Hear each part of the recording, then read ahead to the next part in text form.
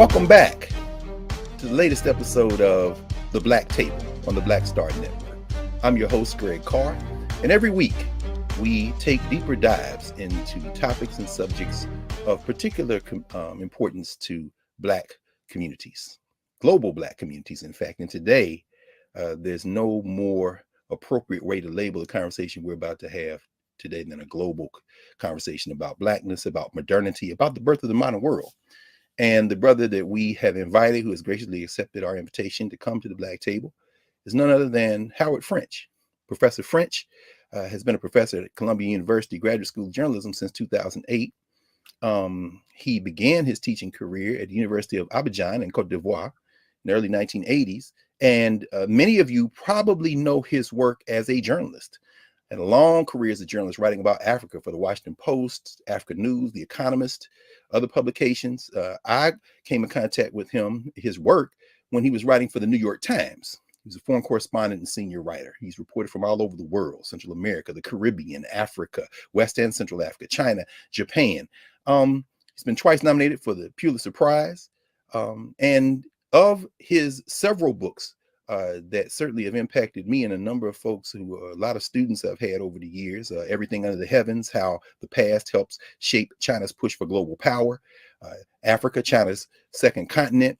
It is his latest book we are here today to discuss. And this book, this remarkable book, Born in Blackness.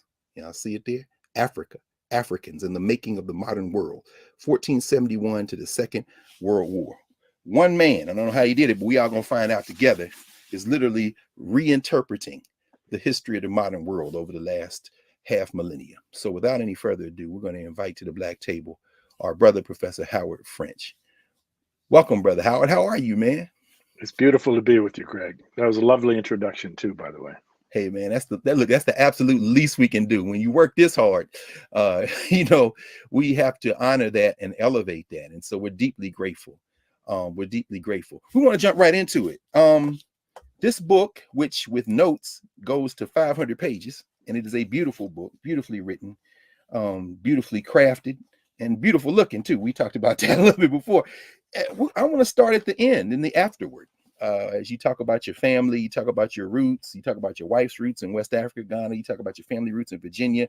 But there's something you say here that's going to, I think, allow us to ask you the question of how you conceive this book and what you hope to do with this book.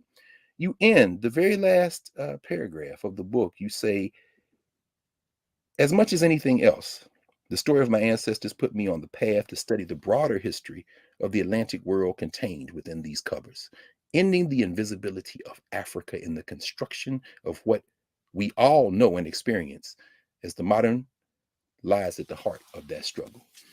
Tell us, brother, this thing captured your imagination. You spent years on it. What are you trying to accomplish with this book? Well, to begin with, the book starts in my childhood, if you wish. I grew up in Washington, D.C. for the first half of my youth, but my ancestral roots on my mother's side of the family are in Virginia, in central Virginia. And the story as we know it dates to the period of Thomas Jefferson, where a political ally of Jefferson, later the governor of Virginia, a man named James Barber, fathered a child with a woman he owned. And that woman is my ancestor, my grandmother's grandmother. And I tell her story in this book. We have the bill of sale for that person. We have a photograph. You know that. You write about that. You said, no, this is not speculation, huh, Howard? That's right. We retrieved it from a Virginia courthouse. We have a photograph of the daughter that she gave birth to as a result of that coupling with her master. And so this has been part of my family's education or my family education and conversation since childhood. We spent summers as I was growing up on that land, leaving the city to come to the Virginia heartland and return to our roots in that sense. And then, you mentioned my wife, and this is the other big part of the story. I married a woman whose family is from Ghana, and specifically from a part of Ghana in the west of that country that has played an incredibly important but unrecognized role in the birth of modernity. Unrecognized is too weak, cut out of the story of the birth of modernity. This is the place where Europeans first succeeded in a decades-long search to connect with the wealth in gold that emanates from West Africa in the 15th century. They worked for decades to find where is all the gold coming from in Africa. And in 1471, a year that is mentioned in the title of my book, Yes. they arrive at a place they come to call El Mina, which means the mine. And that's just a few miles from where my wife is from. And so in that sense, this has also been a family conversation for me from a very early age. And I've been married a long time now, and so I've been ruminating about all of these things. And I've also been, as you alluded to, in terms of my career, traveling a lot. I've worked all over the Atlantic Basin. I'm from the United States, of course, the American South in specific. I've worked in the Caribbean, Central America, Northern South America, meaning Colombia, Venezuela, etc., West and Central Africa, and I have never lived in Europe, but I speak European languages, several of them. And we all are steeped in European history, whether we like it or not. This is part of the standard way we are brought up, right? And so this was the stew out of which came this book, trying to make sense of where we, not just me, there is a bit of biography here. It's a small piece, it's a small note or set of notes in the book, but where we all came from. And that means the white people too. All of us came out of this cauldron whose base ingredient, whose most important foundation was Africa and Africans.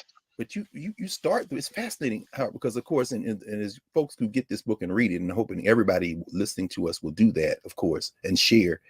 You travel to many of these places that you write about, and in many of the chapters you open with your passage there. And when you said Europeans, I think, we typically think of Europeans, Africans, Asians. Those labels kind of become proxies for how we think we reduce dissimilarities between people. And as you talked about Ghana and your wife growing up right there, I think about the fact that, of course, Ghana has this robust trade, a robust tourism industry. And so many of us who want to connect with our roots, I've been to Ghana, and I know, and maybe many of the tourists don't know when they get there, but learn that Cape Coast and Elmina are two different enterprises. And what you do in this book beautifully, it seems to me, we'll talk more about this, of course, as we get deeper into the conversation, you disaggregate Europe. I mean, I think about Cedric Robinson in his book, Black Marxism, where he opens one of the chapters and says, for all intents and purposes in the 15th century, Portugal is a metaphor. And I'm like, that always stuck with me. But when you say Elmina, when you go through, it's almost like a relay race. You have the Portuguese, then you have the Dutch, and then the Portuguese get chased, they're going down, and then the English come in and take the thing from them, and they set up, is it Cape Coast as a kind of competing, they don't want to deal with the Elmina traffic. Could you help us understand what we miss when we don't take the time to give granular attention to these labels that we often think about when we're thinking about world history, if we think about it at all? Sure. Let me try to go back to near the beginning of this story in answering your question. Okay. And I'm going to pick up on the Cedric Robinson quote that you use. Portugal was literally nowhere in Europe in the 14th century. Portugal was a brand new kingdom. I mean, no offense to Portugal or to Portuguese people, but it was a brand new kingdom and a very poor place. There was nothing special or remarkable about Portugal. Portugal broke off from Proto-Spain. Spain, under that name, didn't exist yet. It was a bunch of kingdoms, the most powerful of which was Castile. Portugal breaks off, and Spain wants to recapture it. And Portugal is desperate for some kind of economic means to get onto its feet and be able to resist Spain. But because Portugal has no face onto the Mediterranean Sea, which is the traditional sort of highway of trade for Southern Europe, right, toward the east, Portugal says, we need to find another source of commerce. And Portugal becomes obsessed in a way that is totally cut out of the story of the birth of modernity with Africa. The normal story we are told is that the Europeans were hell-bent on finding a maritime route to Asia. And if Africa is mentioned at all, and it usually isn't, but whenever it does come up in these sort of standard accounts of the birth of the modern world, Africa is presented as a mere obstacle. It's inert. It's historically unimportant. Africa needs to be circumnavigated. In fact, The Portuguese, knowing about the story of Mansa Musa and of the incredible amount of wealth known to exist in the heart of the Sahel region of West Africa, the Portuguese sort of fixate on the idea of connecting with West Africa as what I like to call their moonshot. This is their long odds bid to get onto their feet so that they can resist Spain and become strong. And so in the early 1400s, they set out down the coast of West Africa. They're not looking for Asia. They're looking for West Africa. And they have to overcome their superstitions and their technological limitations. And by 1471, they arrive in the place they call Elmina. And lo and behold, even poor people in Elmina are wearing gold. And so they figure out, oh, this is where the gold is, right? It is this discovery that sets everything in motion. Okay, I'm sorry. Go ahead. Go ahead. No, I was going to ask is, I mean, the way you open the book, and I think about the Museum of African American History and Culture, which, although Africa's history is obviously much older, when you go to that bottom floor, they have those parallel tracks where you see Europe and Africa at the same time. But you make a powerful point in the first part of the book, and we'll come back after the break and continue to talk about this, where you basically say Europe really doesn't have anything to trade. Any of those places up there. Asia is on the move. You make this whole connection between China, and there's a moment in time where you say if the Chinese had continued doing what they're doing, they're bringing giraffes back to China from East Africa, you know. Correct. But you talk about how they begin to venture out. You talk about Prince Henry. You talk about, and you make a distinction between that. Is it the Aviz dynasty and the Ming dynasty? It's like the choices that become the choices we now attribute to Europe and this European miracle are really informed by the places they can't go, the things they can't produce to trade with, and their obsession with getting things that they don't have anything of. When you say people are just wearing gold, I mean, and you bring Mansa Musa in very early as symbolic of that. He's even on a map. In fact, there's a Museum of African Art has an exhibition right now with a reproduction of the map, which of course you put on the cover of the book. I mean, that's right. Do we have to rethink even what we think about in terms we think about this European genius? And I mean, as you're narrating this, just all that comes to mind. We absolutely do. So the Portuguese arrive in Elmina in 1471. Elmina is in the modern state of Ghana, right? They know there's an incredible amount of gold there, but the Portuguese don't have a rich material culture of their own. All they have to trade is cork, dried fish, and salt. And so the Ghanaians, as we shall call them in this conversation for simplicity's sake, say, sure, we'd be willing to trade with you, but the stuff you have is of no use to us. And so the Portuguese go back to Europe with some other goods that they had acquired along in other parts of the West African coast, pepper and spices and things like that. And they establish for the first time trade circuits within Europe that are totally left out of the story of modernity. The Portuguese go trading these goods to Germany and to the Low Countries in order to get goods from those places in Europe that the Africans will be interested in. And then they come back, the long sea voyage back to Elmina, and they establish this trade in gold with Elmina. And Elmina then, this commerce in gold, in which Christopher Columbus participated 2 decades before he ever sailed across the Atlantic. Man and boy, I sailed the Guinea coast, as he wrote. That's right. That's right. Vasco da Gama, the man who discovered, as they say, the route to India. All of these famous voyagers, they are working for the Portuguese in this era to pilot ships in the trade with Ghana. And this trade is so important that a number of very important, sort of historically speaking, central things begin to happen. First of all, Portugal, poor and weak, gets 25-30% of its crown revenue in that first decade solely from trade with Elmina. This is how Portugal is established as a secure and prosperous nation. It starts in Ghana, with the gold in Ghana. Spain goes crazy with envy. Their whole project had been to reabsorb Portugal. They send a fleet to the coast of West Africa to try to capture this trade and to defeat the Portuguese. The Portuguese had intelligence about this, and therefore, even though they were far outnumbered, they ambushed the Spanish and were able to scare them off. And so the Portuguese then build this giant fort on the coast of West Africa, the very first European fortified construction anywhere in the tropics. In 1482. This is the slave trading center, as it is known today, that's near Cape Coast. In Oh, fact, even as most Ghanaians don't know, this is not really about slavery at all yet. This no, is not about a yet. trade in gold. That's right. Well, The let me spe- let me let me interrupt you. one Oh, last go thing, ahead and Greg. make that last point. And then we're going to come back after the break. I don't want to break your Okay, momentum, though. Yes, no please. problem. So the Spanish, so the envy is such an important part of this story from Yes, beginning to end, meaning all the way to the Second World War. So yes. the Spanish, crazy about the success of the Portuguese, say, we better start funding void. We couldn't beat the Portuguese in West Africa. We better start funding voyages of exploration of our own. Christopher Columbus had already tried to get the Spanish to finance a bid to cross the Atlantic. They had laughed at him. Mm, Now, knowing that the Portuguese had such success in West Africa, the Spanish said, let's give some money to Columbus and see what he can come up with. If there's so much gold in the tropics, let's let Columbus see if he can get some gold for us. This is the start of it all.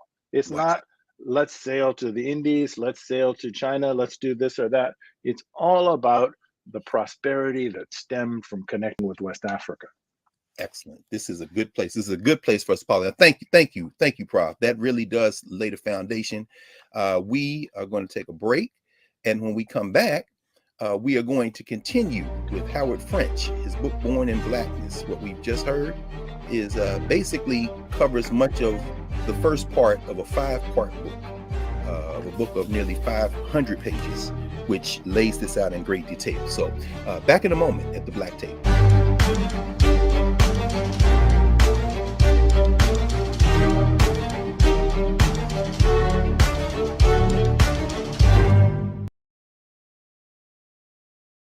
Check this out.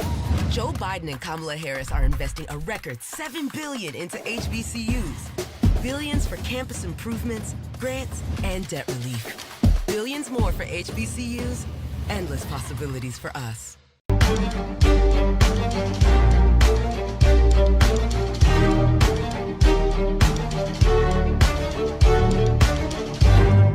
We're back. The Black Table. Greg Carr, joined today by Professor Howard W. French, Columbia University, journalist, scholar, and we're talking about his latest book, Born in Blackness. When we left, Prof, you were leading us right to the lip of the gold rush that opened up Europe, that created Europe in many ways. And around chapters 5 and 6 of part 1, you talk about these accounts and how they began to come out of Europe. And when you're talking about the attitude toward Black folk, you're very careful also to talk about the Black folk who they encounter, these Portuguese. I mean, ultimately it'll be the Asantes and others, but you also help us rethink what we know, and for most of us perhaps introduce what we didn't know about who those Africans are who encountered the Portuguese. Could you talk about that a little bit in terms of the folk who are there that the Portuguese encountered? Sure. So early in the 15th century, meaning in the 1420s and 30s, as the Portuguese begin this moonshot, as I've described it, desperate to discover the source of gold in West Africa, Hmm. they set sail down the coast of West Africa. They first arrive at what is present-day Mauritania, then Senegal, and then further and further on and on. Right. In the beginning, the Portuguese are not finding gold. This is what they're looking for. And because Portugal is such a weak kingdom, they need to figure out some financial means to sustain these efforts. This is all being done under the aegis of the man whose name you mentioned earlier, Henry the Navigator, who was a crown prince of Portugal. So the first thing that they settle upon is to acquire human beings for sale into Europe. This is before the discovery of the New World, right? And so they start capturing through coastal raids, small numbers initially, small numbers of sort of isolated people who they surprise wandering along the near coast, right? In ambushes, and the Portuguese discover in taking these people back to Europe, specifically to Lisbon and to Seville in Spain, they could sell human beings for a huge profit. My God. And this is because Portugal and that part of Europe are just emerging from the Black Death, the period of the plague in which more than a third of the population had died. And so manpower is in desperately short supply. And so they're capturing these poor individuals, and they're focusing on areas of the coast that are not heavily defended. And that's because European technology was not, in fact, much superior, if at all superior, to Hmm. West African technology. The one thing the Europeans had that the West Africans did not have is tall-masted sea vessels. Otherwise, the military means of the Europeans and the West Africans was in rough parity. And so they're looking for places that are undefended, where there are not strong kingdoms to capture people. And Eventually, add to folks who are listening, you do make the point, however, that it wasn't that there wasn't an African capacity to even develop maritime technology. You do linger for a moment on the myth, maybe some people have talked about, or perhaps myth, you say, well, we don't know, about the expeditions in Mali that they tried to do some shipbuilding, and perhaps they took gold and tried to get into the ocean, into the Atlantic Ocean. oh, I believe firmly in that in the early 1300s, and so this is almost 200 years before Columbus, West Africans in the Kingdom of Mali had a vision of the world being round, and out of geopolitical strategy, they conceived of a bid to cross the ocean to discover what lands lay on the far side of what we call the Atlantic in order to establish a trade in their gold. They were the gold superpower, The and they super were trying to cut out the middlemen of North Africa, who were taking a big cut of their profit in trade in gold with Europe, and say, let's discover some other lands. We figured out the world is round. Let's cross the ocean. They did not have tall-masted ships, but they had sophisticated understandings of the ocean and of its currents and things like that. I don't think we have any evidence that necessarily that they arrived in the Americas, Sure. nor that they didn't arrive in the Americas. It's simply an unknown. But the idea of this conception of theirs, and of two bids, in fact, to try to cross the ocean, Yes. is pretty well established. We have very good reason to believe in this. That's interesting. The guy in these scholars, we both know, Ivan Van Sertima, in his book They Came Before Columbus, kind of takes that conjecture and tries to extend it. And of course, I guess it's kind of interesting because, as you were talking before we came on, your previous publisher, Random House, actually published that book, and the acquisitions editor was Toni Morrison, who you start her quote at the beginning. It's just there you go. But I didn't mean to interrupt you. In chapters 9 and 10, man, that chapter, Wealth and Peoples and Things, because we often hear this, oh, black people sold black people into slavery, but you do an excellent job of helping us understand that if you're West African, for example, I think you use the Akan, for example, then you go to Benin. If you've got a lot of land, but you need people to work the land, the wealth is actually in people and not things. And so there's this thing that begins to emerge, and you really explore it in later sections where this class dimension comes into play, where Africans, once the Portuguese have gone beyond the people they're randomly capturing and start negotiating and then trading for centuries, this exchange in people, do you think there was a common understanding of enslavement between these various different groups of Africans? And I mentioned another thing. You talk about John Thornton later in the book, and I'm reminded of Walter Rodney in the History of the Upper Guinea Coast, where he says, y'all can't say that slavery here was like slavery other places, but, and drawing from Thornton, and as you kind of tease out, it probably depends on what type of African society you're dealing with. You can't just put a blanket over Africa and say all these societies were the same. I mean, could you help us understand even the question of wealth in people as opposed to wealth in things, and how this plays out? These are such vital questions. First of all, linking to your previous question, the Portuguese quickly discover that these coastal raids that they're doing is costly to them. They're not strong enough to impose themselves uniformly along the West African coast. And every time they raid someplace, they're losing men, right? And so the Portuguese finally, as they venture further and further, discover that there are really well-organized societies here and there along the coast, and that a smarter strategy for them is to negotiate trade. This is before they had discovered gold at Elmina. And so let's negotiate trade with the Africans in human beings. The Portuguese figure out there's a lively interest in buying human beings, let's call them slaves, into Europe. In fact, eventually 10% of the population of Lisbon and of Seville in Spain become African as a result of this trade. The question is often asked to me, much as you did, well, so doesn't this mean that Africans are equally culpable for the slave trade, or that white people have nothing to be ashamed of, or that this was nothing unusual, or why are you laying a guilt trip on us about this thing? There's just all this peremptory questioning about the basis of the slave trade. Africans, a few things need to be said.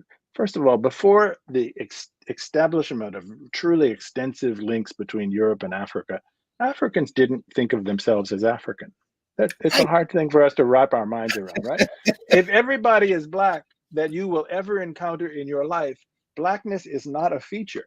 That's right. Blackness is just Blackness. That's just And you what human beings.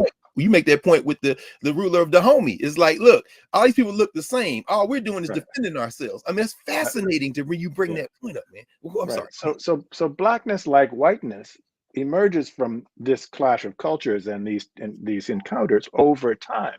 Second thing that needs to be said is, worth in people as opposed to in money, right? This basis of African trade. So the Africans, even hundreds of years after the first sale of slaves by Africans to Europeans, Africans have no conception of what use Europeans are making of enslaved people.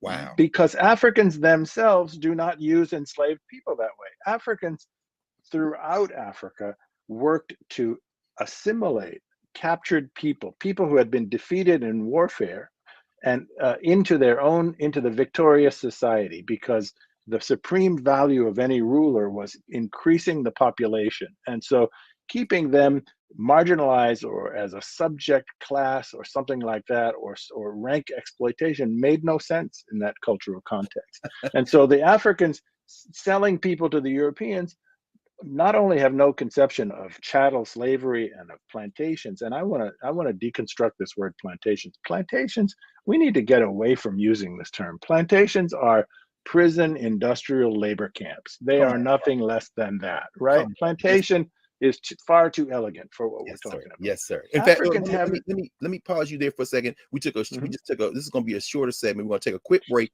When we come back on the other side, please continue in that with the point you're about to make, and we'll be right back at the Black Table. Greg Carr, Howard French, born in Blackness. Back in a moment.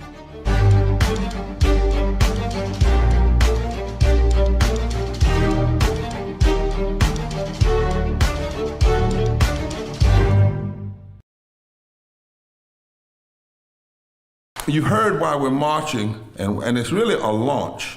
It's not even a march. We're launching. That's right. A 42-week campaign. March the 2nd at 10 o'clock in Raleigh and 33 other state capitals and the District of Columbia. This is a historic move to mobilize the most powerful untapped block of voters in this country. Poor and low wealth voters who make up 87 million votes. And it's never been tried before. Never been tried before in history. At the same time, same message, same focus. And when that power turns loose, they will not be able to figure out the political calculus. I don't know about you, but I'm ready to shake things up. I'm ready to get up out of the valley. I'm ready for God to put his spirit on us. I'm ready to be used to change this nation. And what we're saying is, can't we come together? Can't we come together around an agenda? You ain't got to like everything about Reverend Barbara. You don't have to like everything about Sangria. You don't have to like everything about Long Choir. But can we come together and say, it's time to end poverty as the fourth leading cause of death? It's time to have $15 and a living wage indexed with inflation. So every time inflation goes up, the minimum wage goes up. It's time to have health care for all. It's time to fully fund public education. Can't we come together? It's time to protect women's right to women's health. It's time to have affordable housing for everybody. It's time to stop the proliferation of guns. Ain't no way folk ought to be able to have more guns than they have food, more guns than they have meat on their table. That makes no sense. Isn't it time for division to be ended and love to take over? Can't we organize around that? Look at your neighbor and say, neighbor, I don't need to like everything about you, but can't we organize for power? Can't we stand for justice? Can't we love everybody for just a little while? Can't we come up out of the valley? Can these bones live?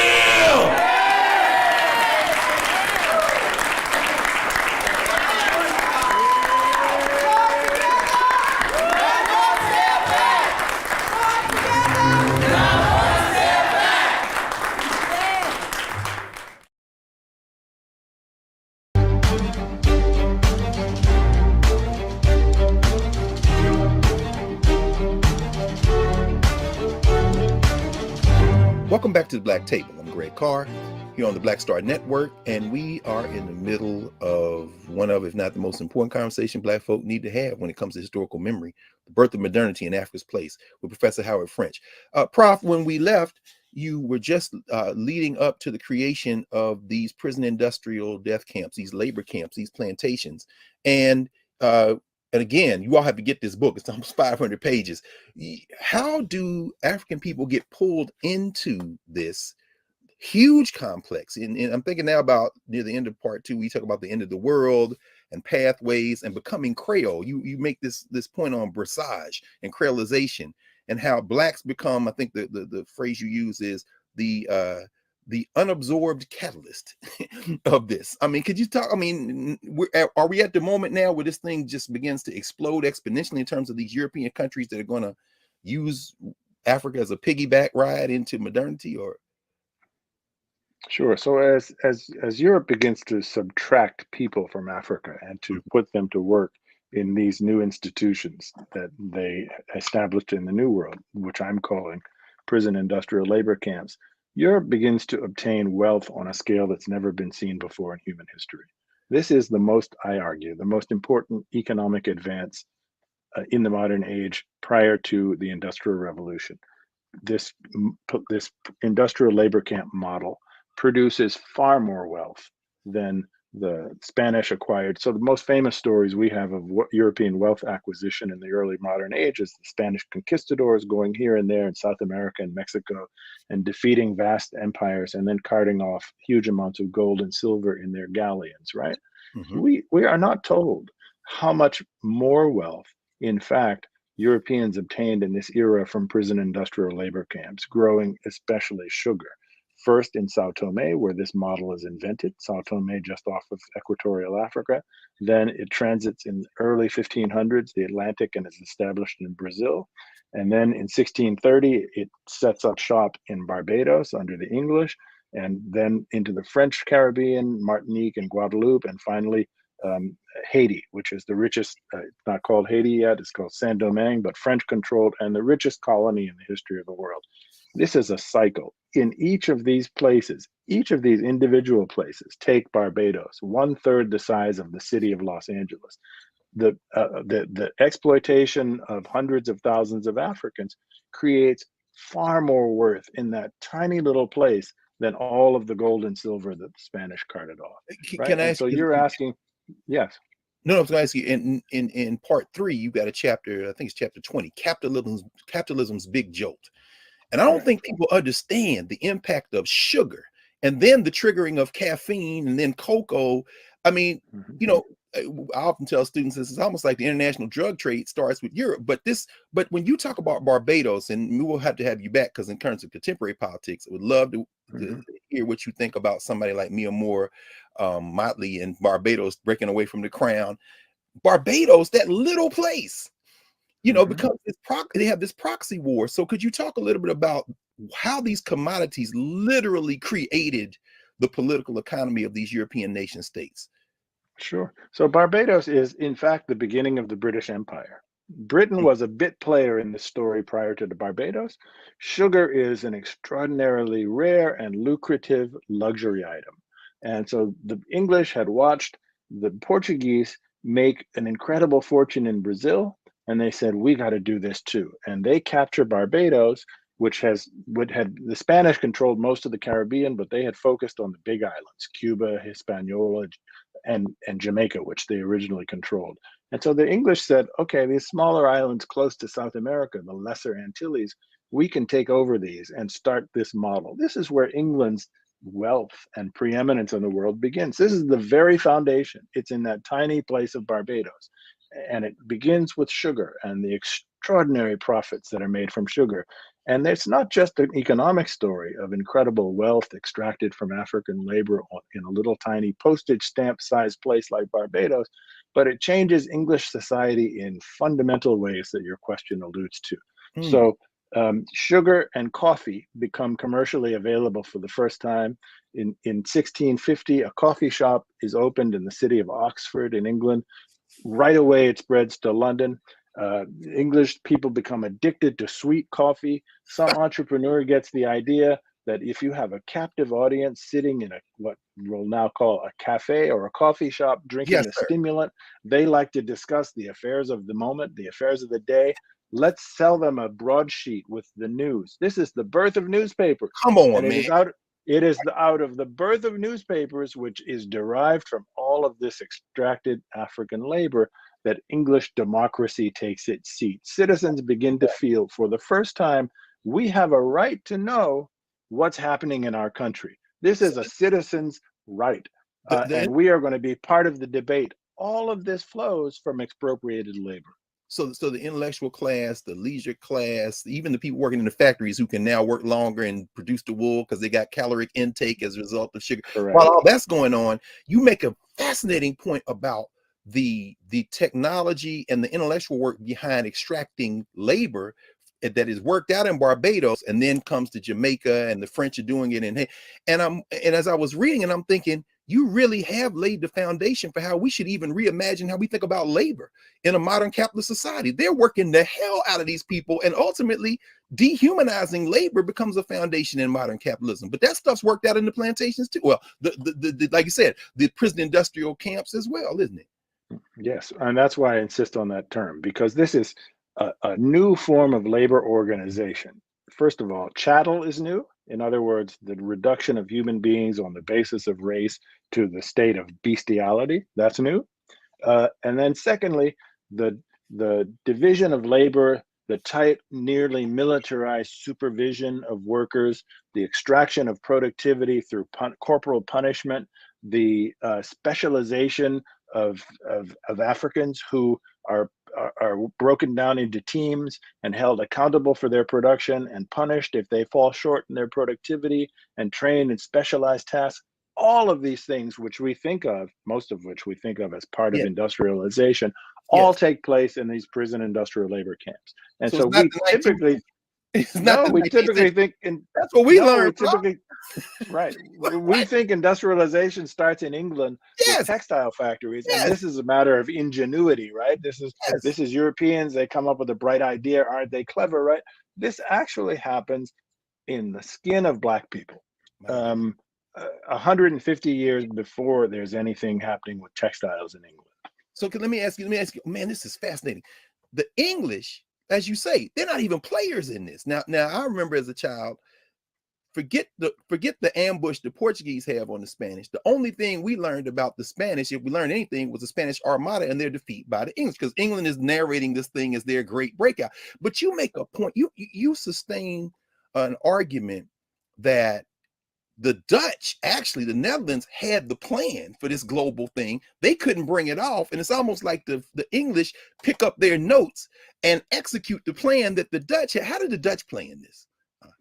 Well, so the Dutch have always been a small maritime nation, no natural resources, fragile land subject to flooding, and so they've always been outward looking, right? And the Dutch were in the early modern era, they were the subjects of the Spanish, and the Spanish were Catholic, of course. The Dutch were predominantly Protestant, and the Spanish were taxing the Dutch heavily. And so this is kind of the American story well before America was born, right? Taxation with no representation. There's a religious dimension. The Dutch got fed up and said, we're going to do our own thing. We're going to break away from you. But because the Dutch were such important elements in the Spanish commercial world, the Spanish fought back and tried to retain them. And so the Spanish, knowing how much money, the Dutch, knowing how much money the Spanish were deriving from Portugal, because in 1580, Spain and Portugal merged. The Dutch didn't attack Spain, they attacked Portugal. And they went to Brazil and they stripped off Portugal's sugar colonies in Brazil. They knew this was the secret of Spanish wealth. And so the Dutch then say, okay, let's run with this. We've got Bahia, we've got Pernambuco. Let's establish some colonies in North America, namely in New York, because these places in wherever sugar grows, the land is so valuable from the productivity of enslaved people, it doesn't make sense to farm anything else. It doesn't make sense to produce anything else. And so New York is made as a supply colony for the rest of the Dutch sugar world, right? And that's so why they have New Amsterdam before New York. Yes, that's New Amsterdam, right? So the Dutch have this integrated idea of what empire should look like, and this is what the English The English see the Dutch success and say, we can beat the Dutch. We're bigger than them. We're also a maritime player. Let's build up our naval power and we'll take them on and just steal their model. And so that's exactly what the English do. It's amazing. And of course, as you talk about in the book, I mean, Jamaica becomes their Haiti of sorts. And I laughed out loud, man, in reading that chapter, A Few Acres of Snow, where Voltaire says, look, man, Canada, man, you can't grow nothing up there, just a few acres of snow. But we're going to pause here, and we have one more segment. We do not have enough time. I hope you all understand how much everyone needs to read Born in Blackness, particularly Black people. And when we come back from the break, how we really want to explore who needs to read this book, why they need to read this book. And as we're listening to you, you also narrate the story of Black resistance, which is so remarkable. So when we come back after the break, we're going to continue our conversation with Howard French, Born in Blackness. The Black Table, Black Star Network, back in a moment.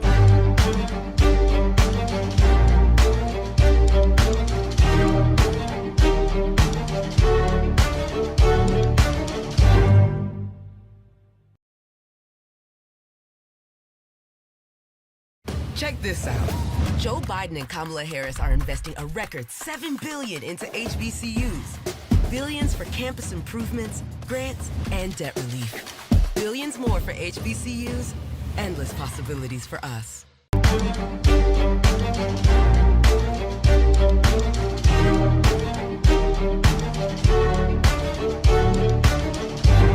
Welcome back to the Black Table. I'm Greg Carr, Black Star Network. We're joined today by Professor Howard W. French. We are discussing his latest book, a remarkable book entitled Born in Blackness. Prof, I'm so sorry in advance. We really don't have enough time, man, because we haven't even gotten to the fourth and fifth sections. So I want to ask you, I'm sure a lot of people, particularly Black folk, are thinking, well, did we fight back? Did we just take an L? And I'm thinking about, even in contemporary ways, as you discuss the way that these African societies develop, you talk about the toll that this type of thing had on the continent of Africa, how it disrupted African societies, created mistrust and fear that echoes to this day, created the population. But you also talk about resistance on both sides of the Atlantic. Could you speak a little bit about how that resistance looks, including those chapters in the last section where you really get into Louisiana, Mississippi? You really see this widespread resistance.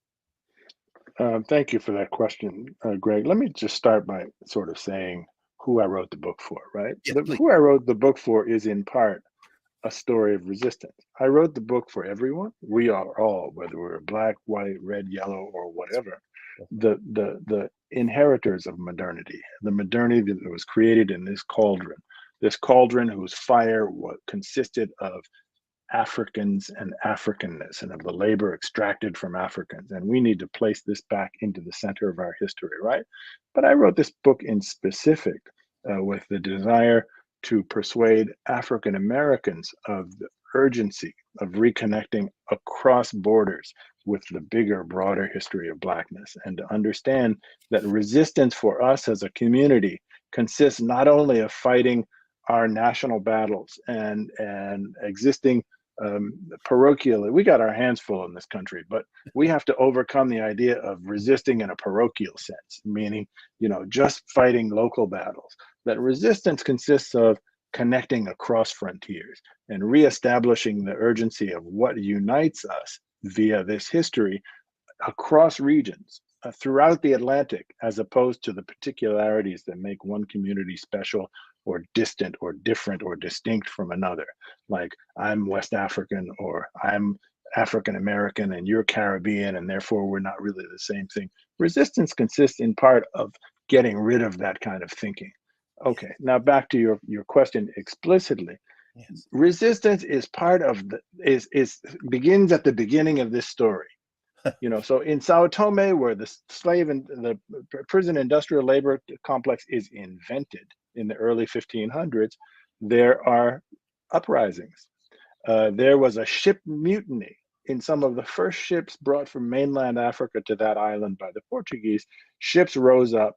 Enslaved people rose up and killed the Portuguese crew. They didn't know how to sail the boat, but they were close enough to the shore that enough of them survived to swim ashore and establish a community in the forest in the southern part of that island, which thrived for almost 100 years before the Portuguese learned of them. And they connected with the enslaved populations on the island and nearly overthrew the Portuguese. So this is from the very beginning of enslavement. You mean and to it tell continues me that, all.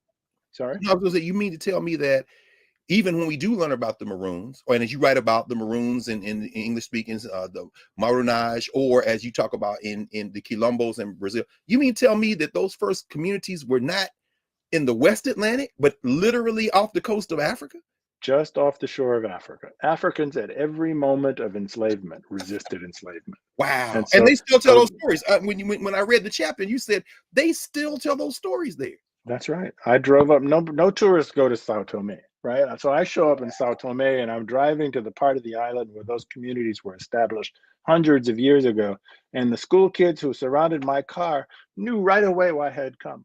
I didn't have to start asking them the question. They knew what their history was. My And God. said, okay, you want to learn about this, right? Sit down with us. We'll tell you. That's And so beautiful. this is a story that continues all the way into the 19th century and the Civil War. You know, we're told most of us are taught the Civil War, militarily speaking, as largely as the affair of white people, right? There were the white armies of the South and the white armies of the North. That's And right. eventually, because the North had a more sophisticated and more industrialized economy, the North wins the war. In fact, the North won the war because Abraham Lincoln was finally convinced to allow African Americans to fight in the war. They had been clamoring to do so. They enter the war in the late stages, and this becomes a decisive moment in the history of that military contest. And we're not taught that, right? And so this is another form of resistance. Resistance is there from the very beginning to the very end. And you, I mean, I love it. And of course, everybody, you just have to read this book because we've left everybody. I mean, when you quote Dessalines and you talk about Toussaint, and if Napoleon hadn't sold them out, maybe they could have worked something out. I mean, you just go through, and then Charles Desmond, and you talk about all these rebellions, and then you end. And I couldn't help but think of August Wilson when you quoted Mary Baraka near the end, when you're talking about the gift of Black folk. I mean, Wilson's three of his B's, right? Baraka, the blues, Ramari Bearden, the gift of Black folk. And then you evoke Du Bois. And by the way, you all, he's got everybody in there. CLR James, Eric Williams. We've left so much to the side. Maybe, Prof, as we kind of wind to a close, you can help us understand not only the gift of Black people, but the responsibility of everybody in the world to recognize in difference, there isn't something to exploit, as we see what Europe does, but perhaps something to celebrate and learn from. I mean, but those last few chapters, you really do hone in on, you know, the implications of this history for our contemporary world, particularly for Black people. Could you talk about that for a little while? Sure. The gift of Black people, Greg, is threefold. First of all, Black people created the West. I can see people shaking their heads, falling out of their seats. What do you mean they created the West? There could have been no West without Africa and Africans. What do I mean by the West? I mean this condominium that it existed economically and politically speaking between Western Europe, the Atlantic nations of Europe, and the continental United States, what becomes the United States. It would never have happened without African Africans. Before the year 1820, 4 times as many people were brought across the Atlantic from Africa than from Europe. Those are the people who, under conditions mostly of chattel slavery, did the hard work that made the West viable as a thing, that made the American colonies viable as an economic venture. There would have been no West without this input, right? So first gift, the West. Second gift, modernity. It is out of this condominium of the West that the thing that we casually call modernity arises, that Europe and the Americas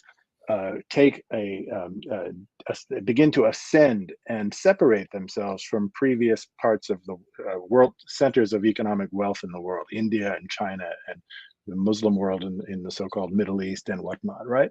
This is where the wealth of the West derives from. Third thing, America. What is it that makes America America? This is a complicated question, but the most predominant piece of the answer to this question is the African American content, the African American input. It is what makes American speech special. It is what makes American music special. It is what makes American literature special. It is what makes American just the simple way we walk. I don't care what your race is. We can see this in your walk, right? And so this is what makes America a unique thing. Don't want to interrupt you, but I just want to chime in for folks who understand that this brother has traveled the globe, reported from all over the world. So when you say that, you're not just talking about something you've researched. This is a thing you've seen. There's an American walk around the world, and you say and lived. Wow, right, of course. Yes. I mean, of course, man. I can't. So anyway, I didn't mean to rip you. Please continue. Please continue. No, so just to recapitulate those things, these are big things, right? What is the gift of Black folk? The gift of Black folk is modernity, it's the West, and it is the American genius. All of these things come out of this encounter and this Black foundation, right? And so put it back where it belongs, right in the center of our conversation. And this man, we're right at it now. I mean, as these national borders seem to dissolve, at least some of them, and the world shrinks, and we face common threats like global warming. I'm thinking about Prime Minister Mia Moore, as I said, at the UN, talking about this. And as these things happen, what can we learn from your work as it relates to African and African American, African Caribbean, African Latin American relations? I think about Ron Walters, the political scientist, our good friend and brother, late Ron Walters, who talks about these relationships and how they have to be strengthened. You talk about the roots of Pan-Africanism in the resistance. I mean, what, you know, and even in West Africa, when you talk about Nzinga and trying to create some types of formations where she can bring people together, and she's not alone, of course, in this. What are some of the lessons we can learn from? So this has been this thing you've called Pan-Africanism is a struggle that has waxed and waned across the ages. The first instance of it, in my view, is on Sao Tome with the revolt that I described. Oh, wow. Okay, where people straight from Africa, meaning the swimmers off of that wrecked ship, combine with other enslaved people on plantations and plot to overthrow Portuguese rule. Those are people who speak different languages, brought from different parts of Africa, and they have identified their common fate of exploitation and said, we're not going to put up with this, right?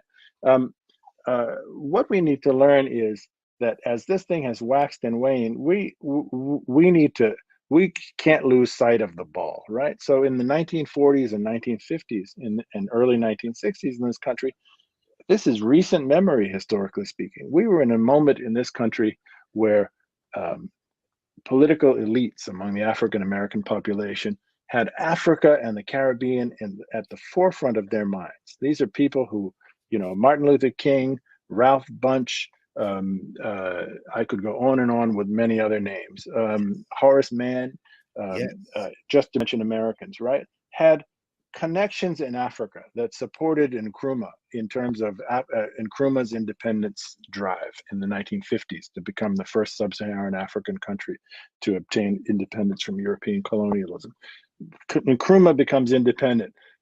People of West African descent in Britain and people in the West Indies begin to describe themselves, symbolically speaking, to adopt the identity as we are all Ghanaians because we partake in the joy of the triumph of the Ghanaian drive for independence and for self-sustenance, right? Yes. This is the kind of spirit that we need to nourish among ourselves in order to assist each other across these divides and to take strength from each other's successes and to learn from each other's struggles and our failures and to plot our way forward more successfully.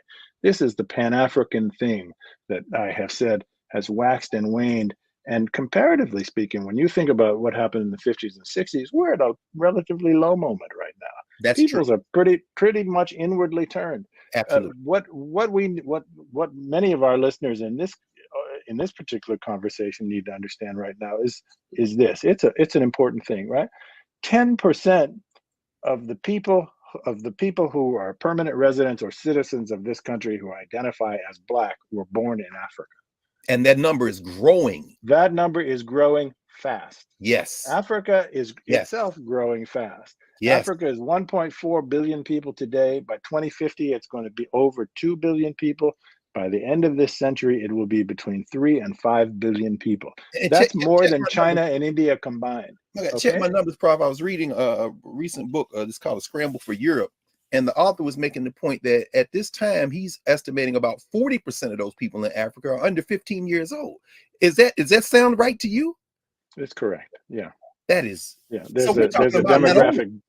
what There's a youth boom in Africa right now. there's a youth boom, and they're sitting on 1.4 billion and growing, and have all these cousins in the diaspora who seem determined to look inward instead of outward. I mean, we only have about a minute left, and I wanted to ask you, even because everybody's talking about the 1619 project, and for me, it strikes as a little bit overly nationalistic. And you got a whole section where you talk about these Africans that were with the Spanish and it came with the Portuguese.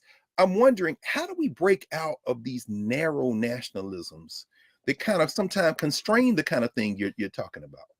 So I think I have no criticism for the 1619 Yeah, no, project. I'm not being I think it's important, and I Yes, mean that absolutely. sincerely.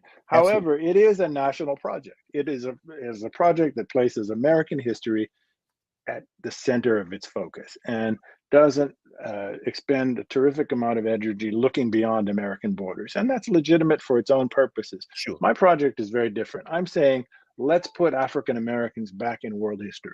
Let's think of the big picture here. Let's go deep into time and talk about where we come from, and that there's strength and purpose in this, and that the American story is fine and it's great, and there's things to be proud of, and there's things to shed tears over, right? But it's a small part of a much bigger story, and that much bigger story has a lot to teach us.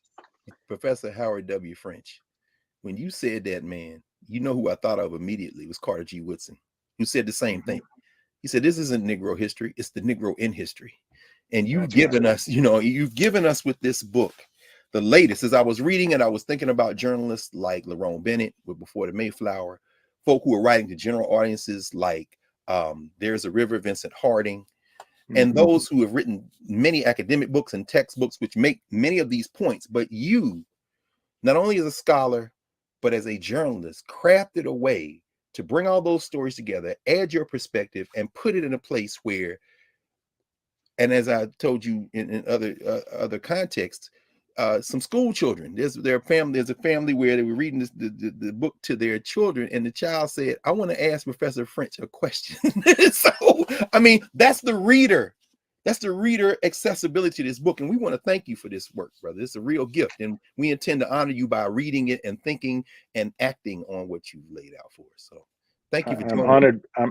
I'm honored by your spirit, Brother Carr, and by the intelligence of your questions, and by the sort of deep and open kind of commitment that you have to these topics. And I welcome the audience. Don't be intimidated by 500 pages. I've written it for you. It reads from start to finish. Well, we're people of the book, as you say, the point that they made when they deal with the Muslims. This is a book. I mean, the Bible is a lot longer than this, and so if you can carry it out, you can certainly get born in blackness.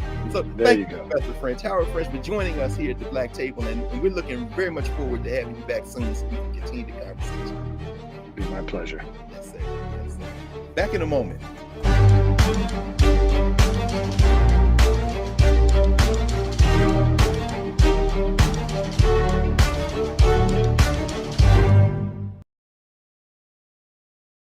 We wish to plead our own cause. Too long have others spoken for us. This is an opportunity for us to be able to speak to our issues. Y'all better understand something real quick.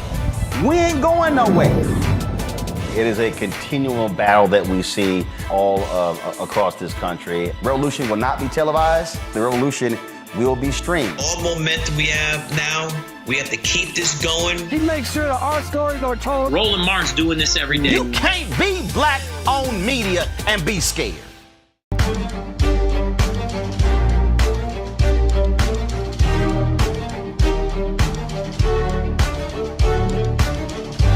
Welcome back to the Black Table, Greg Carr, Black Star Network.